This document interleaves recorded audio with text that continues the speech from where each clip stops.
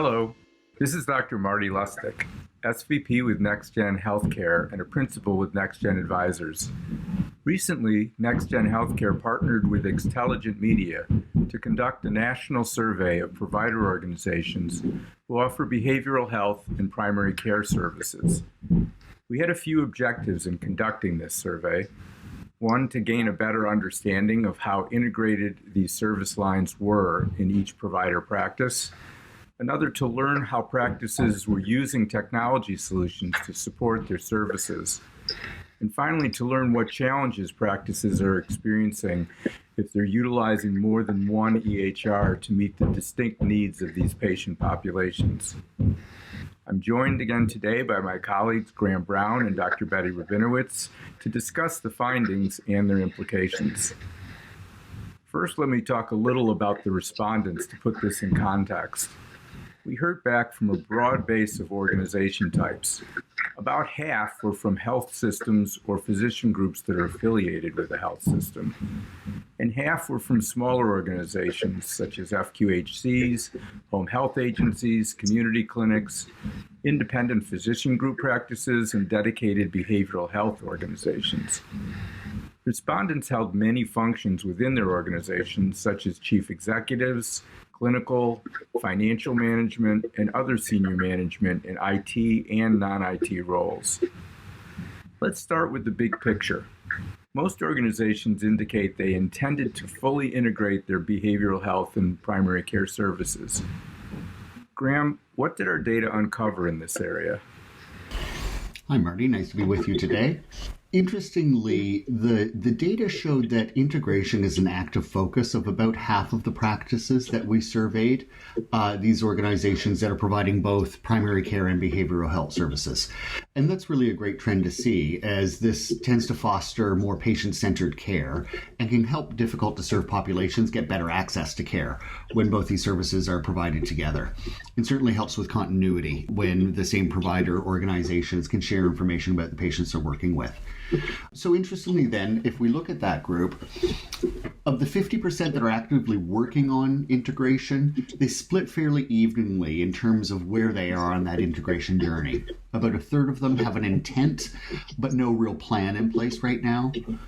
A third of them are in the planning stage, and about a third are testing or rolling out those plans to integrate these two service lines. Over 40% indicated they have integrated these services already, so they're past the planning stage, but continue to work on these programs to optimize that integration for their practice and for the patients that they're serving. Finally, for those that are integrating fully, 75% expect that their organization is going to offer these fully integrated services within the next 2 years. So there's really a lot happening in this space and a lot of active movement on these practices' behalf. Thank you, Graham. It's interesting that they're making as much progress. I was a little bit surprised myself to see that they at least believe they're that far. Many of them are that far down the path. Next, the survey itself looked at what technology functions practice had implemented.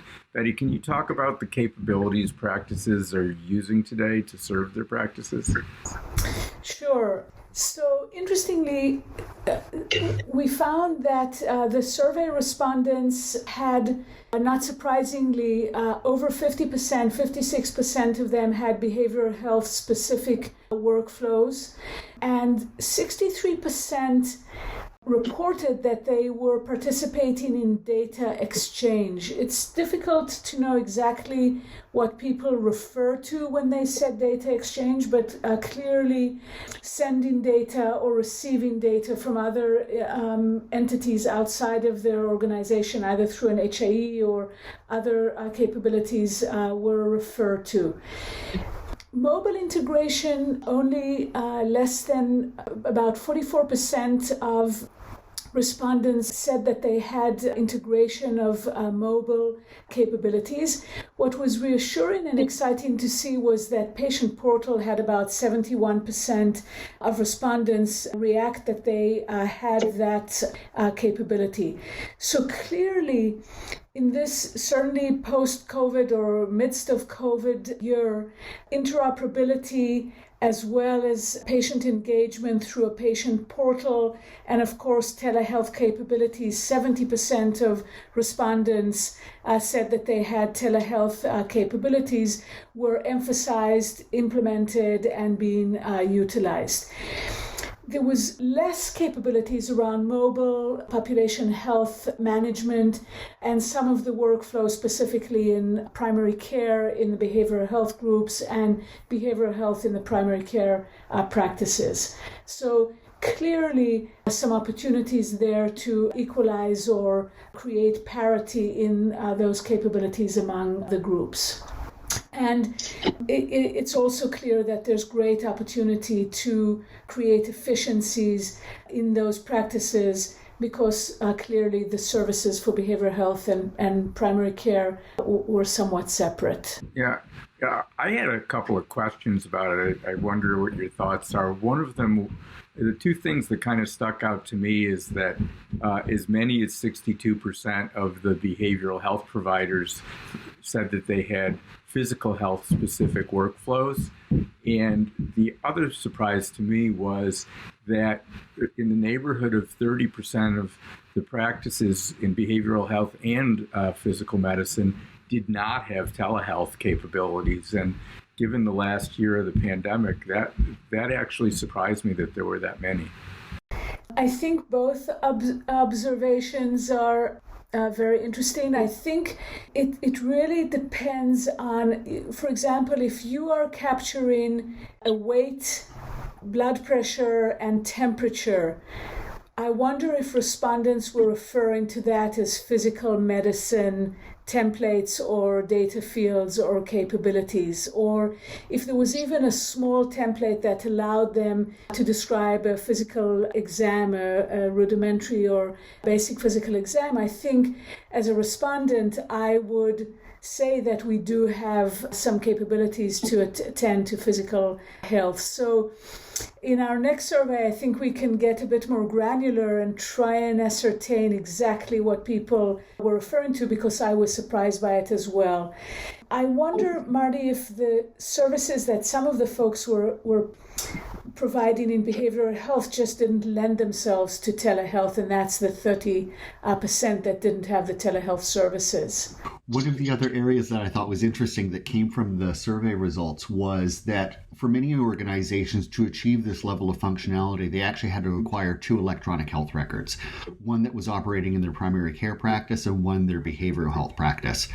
And we did discern some of the different capabilities of each of those different solutions. And there really is a lot of variability in terms of what these products provide in the different areas. And for those organizations that were using more than one EHR, 48% of practices, that's almost half of these practices are having to navigate that world. So that has some implications. So let's move on to some of the other takeaways from these findings.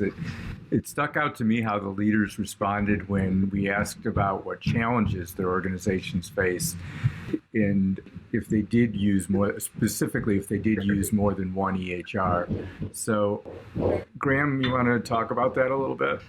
Yeah, the organizations, at the end of the day had to have higher operating costs and extra staff. So they have specialists that can work within each of these tools, customize the tools, keep them up and running, make sure that they're working properly. So they're having to staff the back end a little bit differently. When we think about the impact to patients, though, if you're getting your primary care and your behavioral health services out of the same organization, and they've got tools that are tracking how your care is being provided, but those tools aren't speaking to each other, that really suggests that there's probably a lack of coordination that's occurring between the different parts of the care team. We know that if you can't schedule within a common platform, that may relate to delays in care and really potentially introduce a lack of continuity for the care teams in terms of transitions and hands-offs.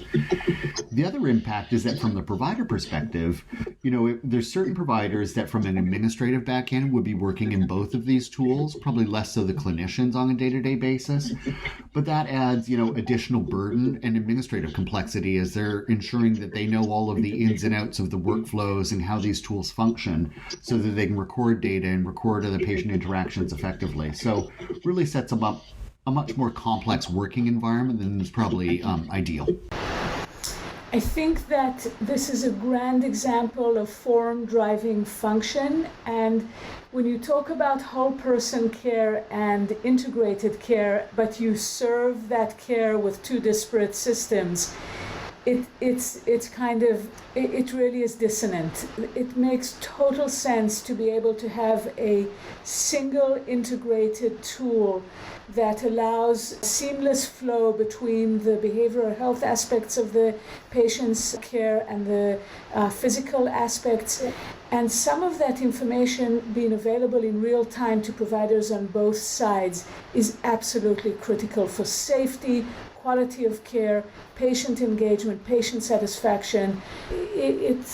It's actually distressing to think that 50% of groups are offering integrated care with disparate health information technology platforms. Interesting. Can you talk a little bit more about the results as it relates to the case management and population health? I was somewhat surprised to see the number of groups that felt that they actually had population health, even though we don't exactly know what that comprised of, whether it was some method of doing quality measures, creating cohorts. It could have been anything from a full-fledged, full-featured population health tool to a very rudimentary system to collect some information. But it was striking to me that when leaders were asked what the most important functions and capabilities were of an integrated solution, a third of them felt that population health and care management was critically important. And I obviously I'm somewhat biased in this area, but tend to agree, because the ability to monitor cohorts, to separate cohorts, to do risk assessment, to apply predictive analytics, to create patient engagement and outreach tools that are automated, are all functions of an evolved population health tool, and obviously critically important to the success of this model. Yes, interesting observations and findings. To learn more about the results of this survey, check in next week at nextgen.com/blog so you can read Graham's article on this topic. I want to thank Dr. Betty Rabinowitz and Graham Brown for joining me today, and thank you to our listeners for tuning in. We publish a new podcast each Friday, so if you'd like to get a reminder when new episodes are posted, please subscribe. This is Dr. Marty Lustig with NextGen Healthcare. Thanks, and have a great day.